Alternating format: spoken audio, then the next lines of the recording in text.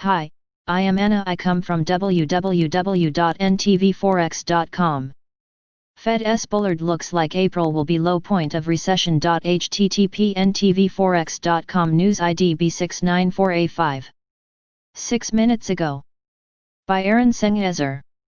The virus has proven to be less deadly than initially feared but also turned out to be more persistent, St. Louis Federal Reserve President James Bullard said on Monday. You still have to take mitigating actions to keep the disease under control even if fatalities come down. Additional takeaways. It looks like April will be the low point of the recession.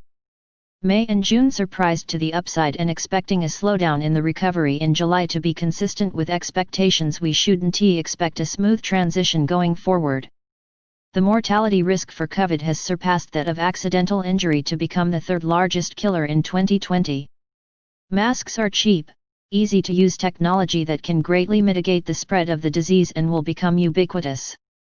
Testing is critically important and closer to becoming ubiquitous as it becomes quicker and easier. Better therapeutics for the disease itself is going to help us going forward.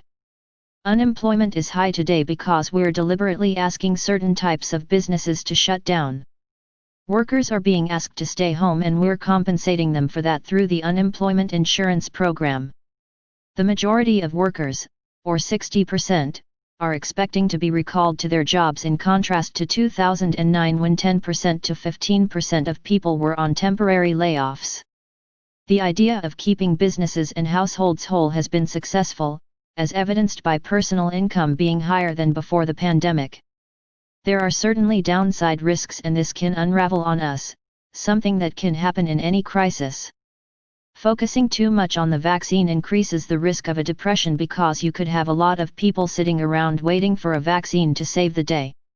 From an economic perspective, it's best to roll up our sleeves, produce the goods that are needed and maintain household income to stabilize the economy. Market reaction.